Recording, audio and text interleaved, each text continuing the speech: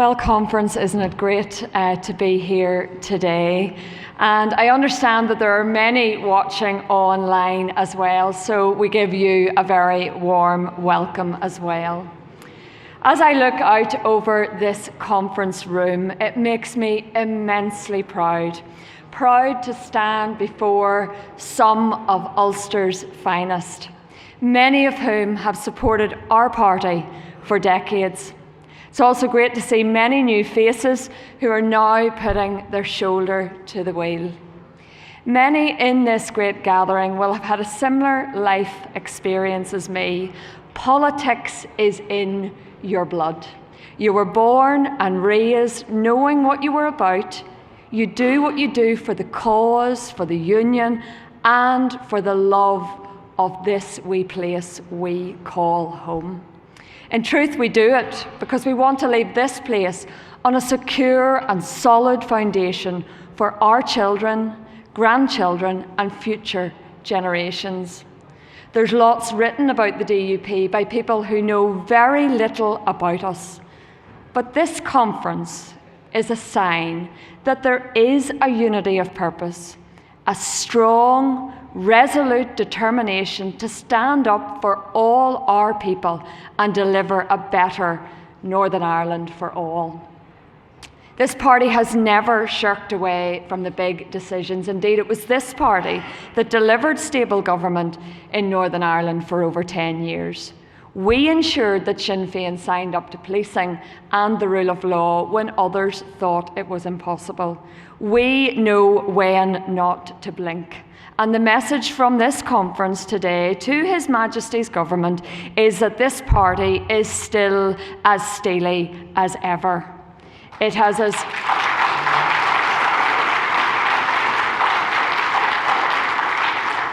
as much grit and determination as it did back then, and it's certainly not for turning.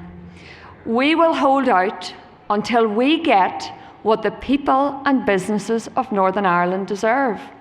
Our stance has not always been popular, especially amongst the chattering classes, but we stick to our principles because it's the right thing to do. I believe we owe our intrinsic values, our ethics, to our founders, Dr. Paisley and Peter Robinson. Doc led with courage, and Peter strategized like no other. And in doing so, they laid the foundation for this party, and that foundation is still rock solid. The term Paisleyite was used by some as a term of derision, but you know, I still wear it with pride. I grew up in a Paisleyite family. For us, it meant standing firmly by your beliefs and doing your best for the ordinary man or woman, regardless of colour, class, or creed. And that's good advice for any of us in this room who are privileged to hold elected office and bear the burden of public representation. Do what's right and do your best for everyone. Most importantly, connect with people, engage with them. Stopping even for that brief chat allows you to have your finger on the pulse as to where the community are really at. We don't live in a political bubble. We don't talk in echo chambers. This party is about real people and doing right by them. In conferences, I speak to elected representatives. I also speak to our grassroots supporters. You are the backbone of this party. You are the powerhouse, and it's time for us all to get out and take the message to every hill and dale that the DUP politically is the first and last line of defence in this great battle for Northern Ireland's continued place within our precious union. The DUP is the only political show in town. Mr. Chairman, our first task is to get things right on the Windsor framework because, folks, nationalists would never have accepted the sort of arrangements north-south that we have had to accept east-west. Of course, the rigorous implementers in the Alliance Party would accept anything and told us the protocol was on tablets of stone and was unamendable. Well, we proved them wrong. But, folks, we have much more work to do. And on this, I have every confidence in our leadership team of Sir Geoffrey and Gavin, that they will do the right thing by the Union and do what is right for Northern Ireland's place within the United Kingdom.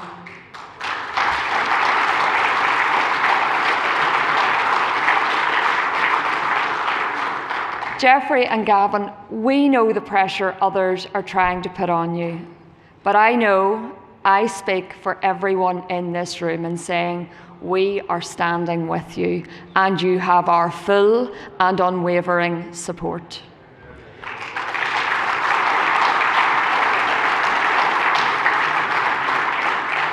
But make no mistake about it, Conference, every one of us have a role to play. It will not be nationalists who defeat DUP candidates at the next election. It will be unionists who sit at home and don't bother to vote or waste their vote on candidates who genuinely can't win. While some get carried away with the nationalist vote, let's remember the combined Sinn Féin and SDLP vote in 1998 was about 40%. And it's still around 40% in 2023. Mr. Chairman, as the undisputed voice of unionism, this party has a duty to chart a course ahead which builds a broad coalition of support for the people who want to make Northern Ireland work, a movement who share our ambitions for this wee province. By doing so, we deliver the Northern Ireland I want for my family and for yours, and what a prize that is. However, we need to energise and unite the Unionist family. For as we've seen in recent elections, divisions and infighting is costing unionism votes, costing unionism seats, and costing unionism influence.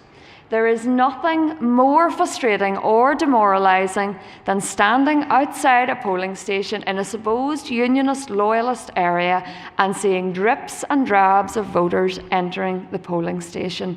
Despite the hard work that this party puts into serving and delivering for our communities, and we do deliver for our communities, not enough people feel exercised to vote.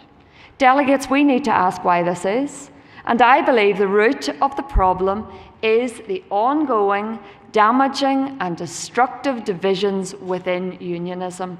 Divided unionism demoralises our people who want to see cooperation and who crave unity, and as a result, they are staying at home. They are fed up, as I am, of the intra-unionist infighting and attacks. Is there anything more pointless than Reg MP's latest diatribe against this party? And let's just say, I think he's like a broken record.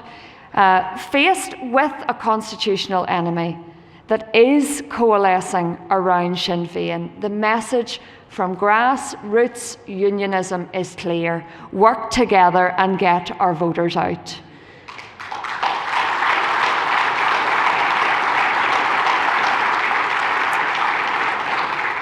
Mr. Chairman, this is the challenge that this party must embrace, and indeed we must succeed, for the cost of failure is too great.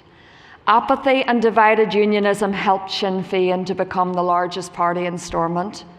Apathy and divided unionism helped Sinn Féin become the largest party in local government.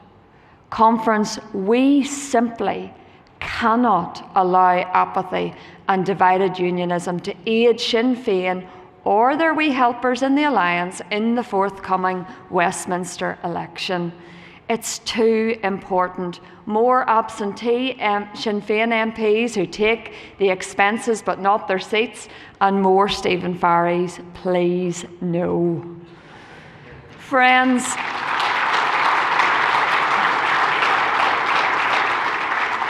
we have talked about unionist cooperation for long enough. Further delay is simply unacceptable. We do not have the luxury of time.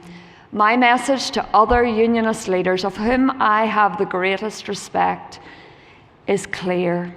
Doug, Jim, please work with us to deliver what our people want.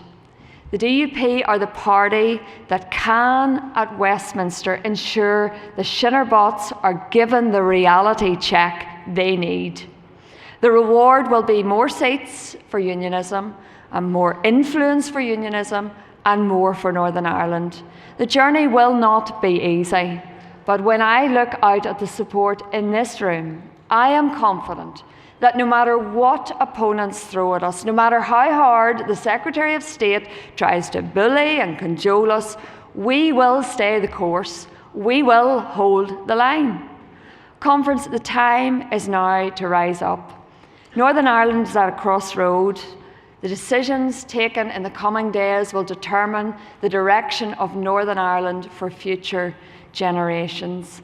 The time for unionism to stand together is now. The time for unionism to speak with one voice is now. The prize is a Northern Ireland secure and more prosperous within this great United Kingdom. So let's grasp that opportunity. And when history of this period is written, let it be recorded that when the Union was tested, this party was not found wanting. Together we will overcome, together we will endure, and together we will succeed. Thank you.